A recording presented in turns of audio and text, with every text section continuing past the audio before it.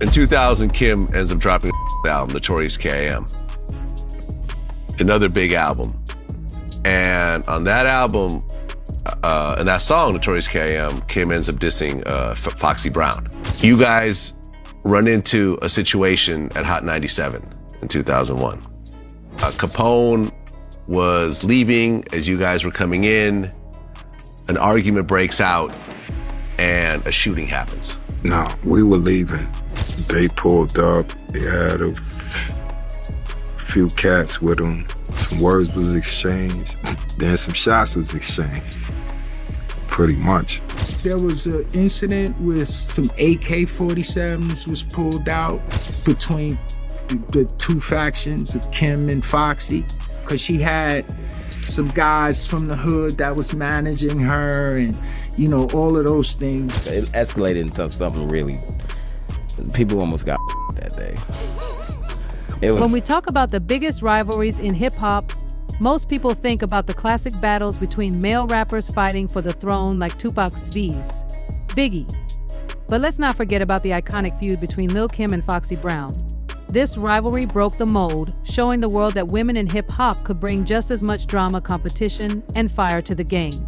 Their beef was one of the most intense and unforgettable moments in hip-hop history, proving that the ladies could go head-to-head just as fiercely as any of the guys. New York City radio station Hot 97 last week. Police say it was Lil Kim's posse versus friends of Foxy Brown.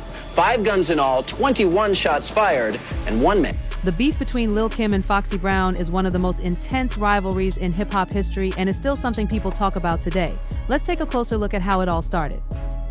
Back in Brooklyn, both Lil Kim and Foxy Brown were on similar paths, working hard to make their names in the rap game. Kim was... Is that by understanding?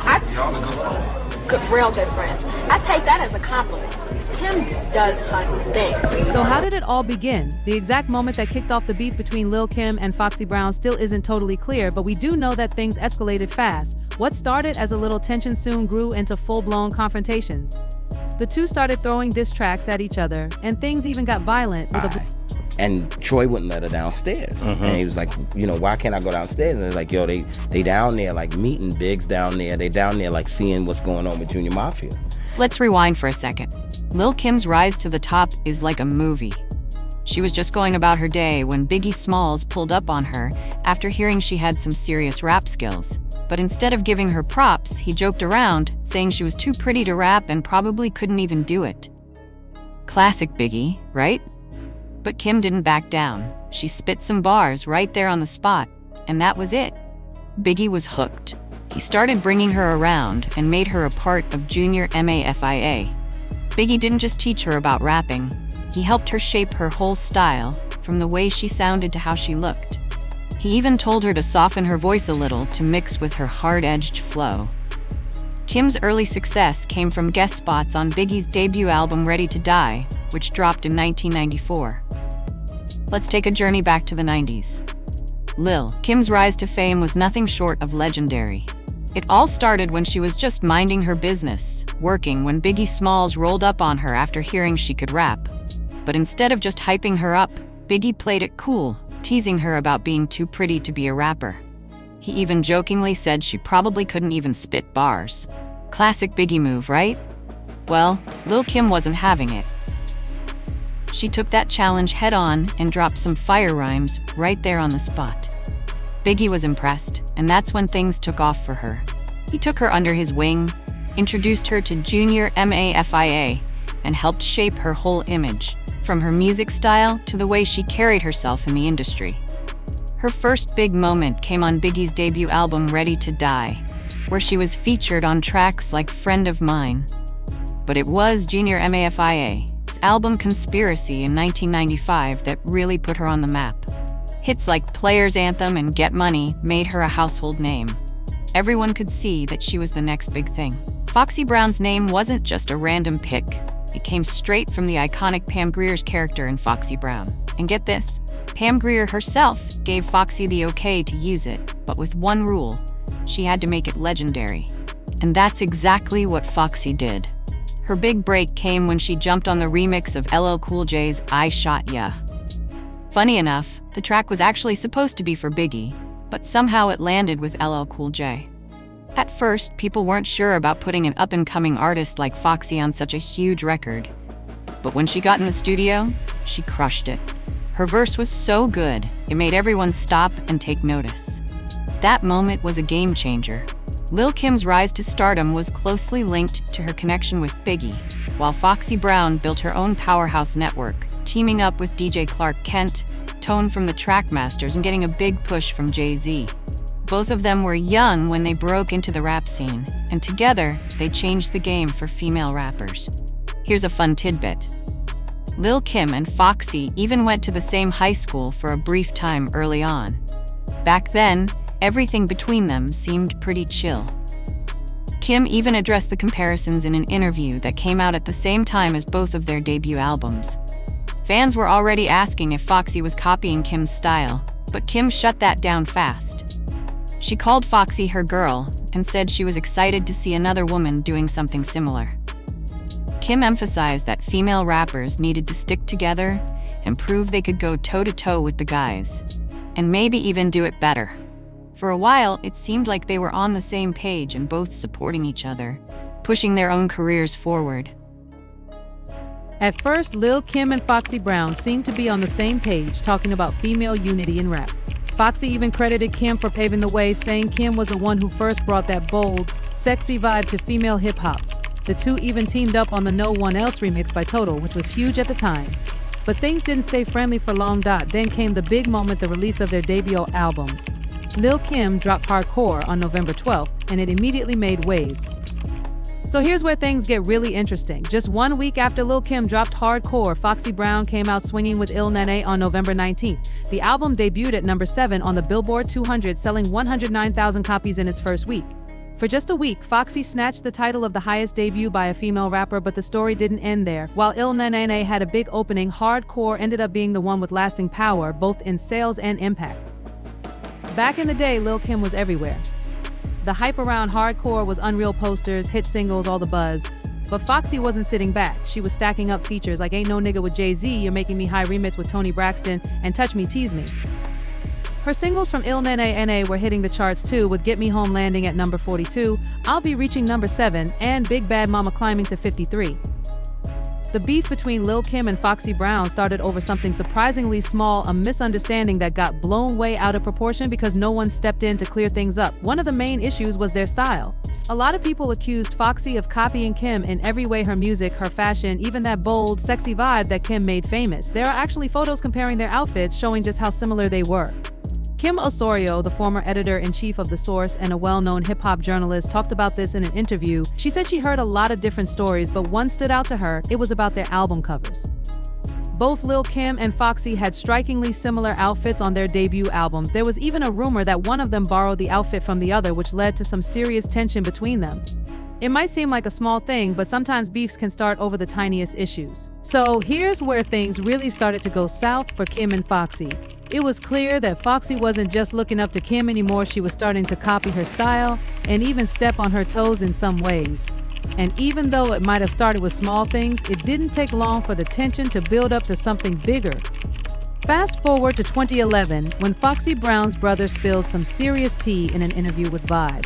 He claimed that music mogul Lil Cohen had offered both Lil Kim and Foxy a whopping $500,000 each to come together and finally record their much-talked-about Thelma and Louise project. Sounds like a dream, right? But here's the twist: neither of them showed up to the studio.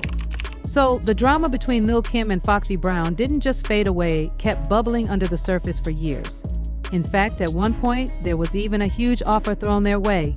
Someone reportedly dangled a cool $1 million in front of both of them, hoping to get them to finally drop that legendary Thelma Louise album. But here's the kicker: both Kim and Foxy turned it down. Instead of reaching out to them directly, the offer went through their teams, but it just never came to life. Imagine if that album had actually happened. Hip-hop history could have been so different. Fast forward to 2021, though, and something wild happens. Fat Joe is live on Instagram with Roshane No Smith, a former Bad Boy producer, and out of nowhere, Ringo plays a snippet of a track called Enjoy Yourself. Guess what? That track was supposedly from the Thelma Louise project that never saw the light of day. The excitement was real. People were dying to know what could have been if that album dropped. Talk about missed opportunities, right? Let's rewind a bit. In early 1999, Lil Kim dropped My Life from her China Doll album. This track was a big deal because it was the first time Kim directly addressed her fallout with Foxy Brown. She reflected on the days when they were close, dreaming together about rising to fame. She even threw in a reference to Thelma and Louise, the collaboration album that never came to be. But by the end of the song, Kim made it clear things had changed and they weren't even talking anymore. It was a bittersweet acknowledgement of a friendship that had faded. Then, not long after, Lil Kim fired back with a line in Lil C's song Play Around, where Diddy tells people to stop copying her style. Fans immediately took that as a dig at Foxy. By this point, the media had already been comparing them non-stop, pushing the idea that their rivalry was more than just music, it was personal. The media drama was heating up fast. When Notorious K.M. finally hit the streets, it was a moment everyone had been waiting for, especially after it had leaked all over the internet and found its way on.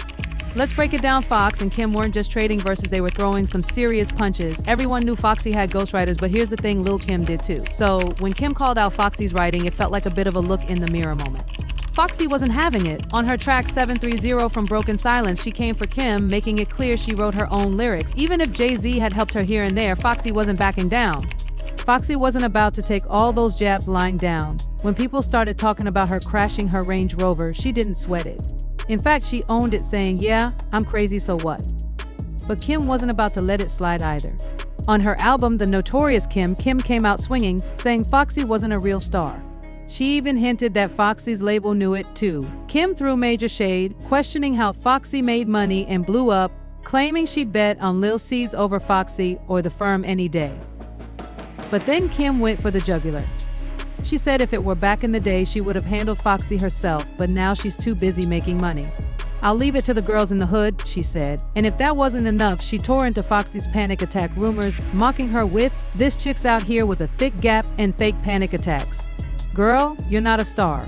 Kim didn't stop there. She took another shot at Foxy's ghostwriting, telling her to stop paying dues to write her bars.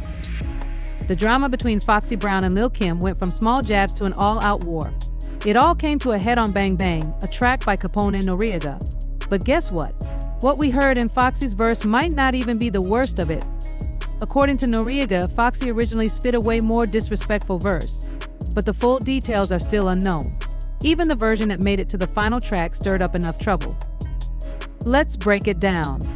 Foxy opens her verse with the line, "Hot damn, here we go again," which is a direct shout out to MC legendary Dissy Phrase, 10% diss from 1988. Now here's the twist. Lil Kim used the exact same line in her verse on the Quiet Storm remix in 1999. Was she paying tribute to MC Lyte? Or was she subtly taking a shot at Foxy or even Charlie Baltimore?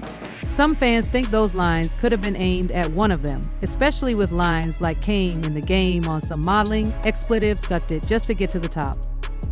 Foxy didn't just throw some shade at Kim, she took things to a whole new level.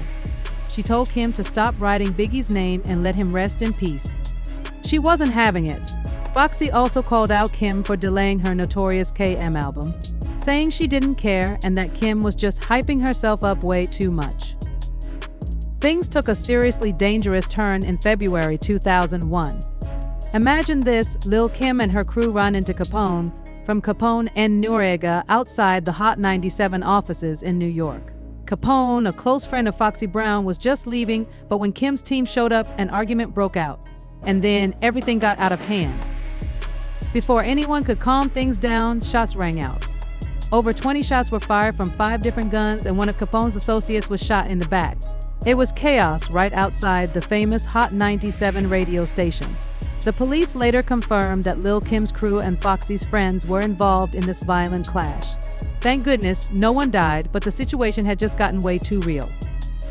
As time passed, Foxy Brown wanted to end the drama. She reached out to Russell Simmons and said she was ready to make peace with Lil Kim. She even suggested they meet up and maybe even collaborate, but Kim's team never responded. Later, Kim's camp said that the feud was bound to happen, even without the diss tracks and drama. They pointed out that they were just supporting Foxy as her friends.